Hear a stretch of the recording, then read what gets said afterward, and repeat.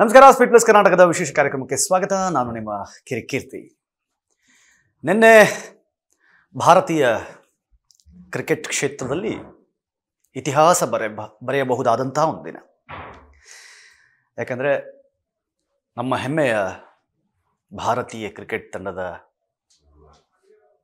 ಮಹಿಳೆಯರು ಅದ್ಭುತವಾಗಿ ಭಾರತಕ್ಕೆ ವರ್ಲ್ಡ್ ಕಪ್ ಅನ್ನು ತಂದುಕೊಟ್ಟಿದ್ದಾರೆ. ಇದೇನು ಅಂತಿಂತ ಸಾಧನೆ ಅಲ್ಲ. 1974 ಸ್ಟಾರ್ಟ್ ಆಗಿದ್ದು ಈ ವರ್ಲ್ಡ್ ಕಪ್ ಅನ್ನೋ 1973 ಇನ್ಫ್ಯಾಕ್ಟ್.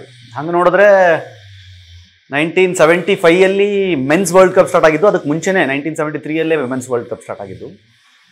ಆದರೆ ಆ ವರ್ಷ ಭಾರತ ಆಡಿರಲಿಲ್ಲ. ಭಾರತ ಆಡೋಕೆ ಶುರು ಮಾಡಿದ್ದು 1978 78ರಿಂದ ಇಲ್ಲಿಯವರೆಗೆ 47 ವರ್ಷಗಳ ಕಾಯುವಿಕೆಗೆ ಕೊನೆಗೂ ಅಂತ್ಯ ಬಂದಿದೆ.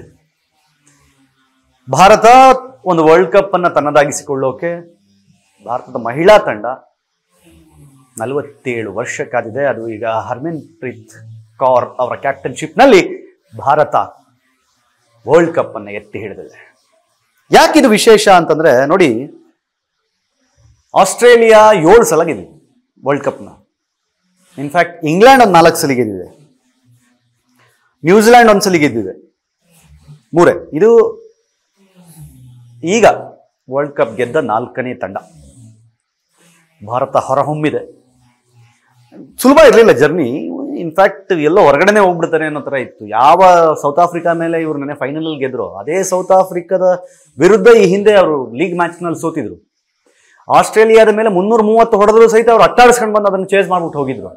ಅಂಥ ಆಸ್ಟ್ರೇಲಿಯಾವನ್ನು ಸೆಮಿಫೈನಲ್ನಲ್ಲಿ ಸೋಲಿಸಿದ್ರು. ಅದು ಅಂತಿಂತ ಅಲ್ಲ, 339 ಹೊಡೆದ ಆಸ್ಟ್ರೇಲಿಯಾಗೆ ಚೇಸ್ ಮಾಡಿ 341 ಹೊಡೆದು ಸೆಮಿಫೈನಲ್ ಗೆದ್ರು.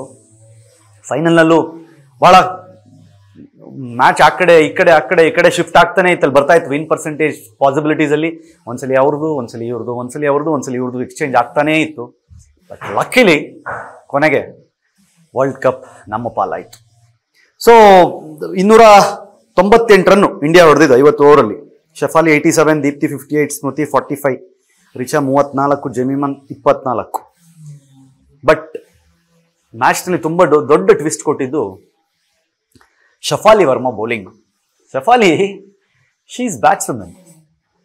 ಆರಂಭಿಕರಾಗಿ ಬಂದು ದಾಂಡಿಗರ ಥರ ಹಾಡು ಚೆಚ್ತಾ ಇದ್ದೆ ಶಫಾಲಿ ವರ್ಮಾ. ನೆನ್ನೆ ಬಾಲ್ ಹಿಡ್ಕೊಂಡು ಬೌಲ್ ಮಾಡೋಕ್ಕೆ ಬಂದ ಮೊದಲನೇ ಓವರ್ನ 2ನೇ ಬಾಲ್ನಲ್ಲೇ ವಿಕೆಟ್ ಕಿತ್ತ.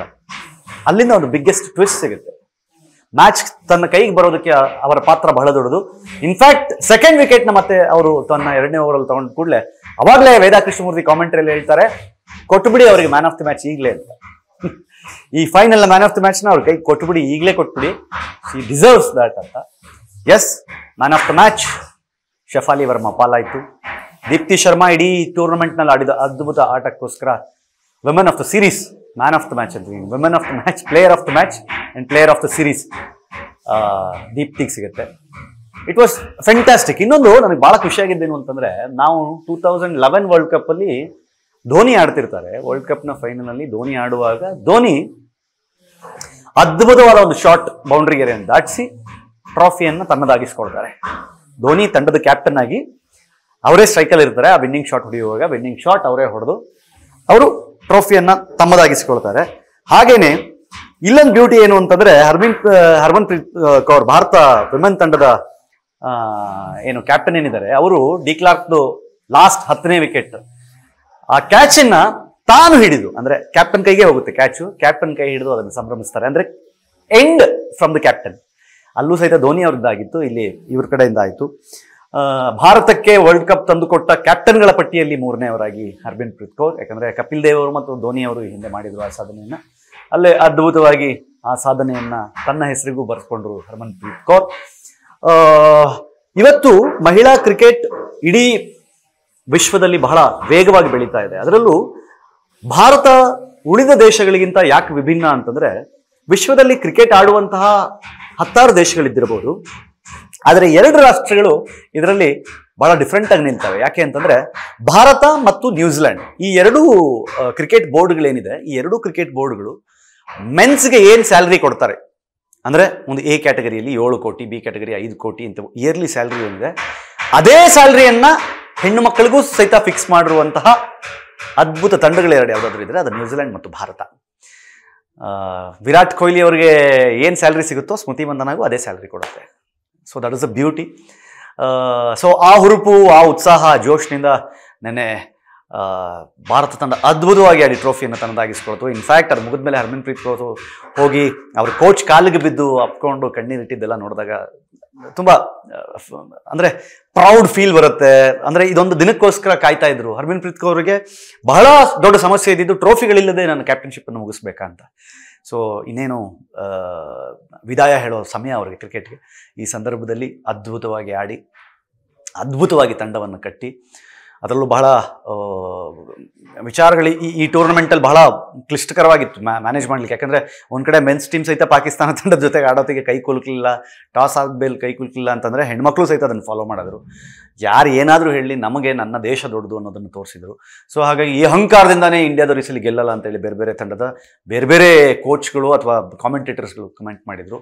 ಅವರೆಲ್ಲರೂ ಬಾಯಿ ಮುಚ್ಚೋ ಥರ, ಬಾಯಿ ಮೇಲೆ ಬೆರಳಿಟ್ಕೊಳ್ಳೋ ಥರ ಆಡಿ ತಂಡವನ್ನು ಫೈನಲ್ ತನಕನೂ ತೊಗೊಂಡ್ಬಂದು ಫೈನಲ್ಗಿಂತ ನನಗೆ ಬಹಳ ಆಶ್ಚರ್ಯ ಅನ್ಸೋದು ಸೆಮಿಫೈನಲ್. ಬಿಕಾಸ್ ಆಸ್ಟ್ರೇಲಿಯಾದಂತಹ ತಂಡದ ಮೇಲೆ 339 ಹೊಡೆದಾಗ ಚೇಸ್ ಮಾಡಿ ಗೆಲ್ಲೋದಿದೆಯಲ್ಲ, ಇಟ್ಸ್ ಇಂಪಾಸಿಬಲ್. ರೋಡ್ರಿಗಸ್ ಅವತ್ತು ಹೊಡೆದ ಒಂದೊಂದು ಶಾಟ್ಗಳು, ರಿಚಾ ಘೋಷ್ ಹೊಡೆದಂಥ ಒಂದೊಂದು ಸಿಕ್ಸ್ಗಳು ಇವತ್ತು ಕಣ್ಣೆದುರುಗಡೆ ಬರ್ತದೆ. ಅವರು ನಿಜವಾಗ್ಲೂ ಹೇಳ್ತೀನಲ್ಲ, ಈ ಇತಿಹಾಸದ ಪುಟಗಳಲ್ಲಿ ಇವರು ಈಗ ಸೇರ್ಕೋತಾರೆ.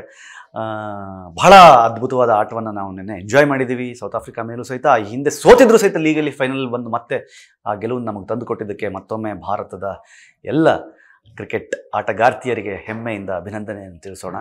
ಸೊ ಬರೀ ಗಂಡು ಮಕ್ಕಳು ಮಾತ್ರ ಕ್ರಿಕೆಟ್ ಆಡಬೇಕು, ಗಂಡು ಮಕ್ಕಳು ಮಾತ್ರ ವರ್ಲ್ಡ್ ಕಪ್ ಆಡಬೇಕು ಅನ್ನೋದಲ್ಲ.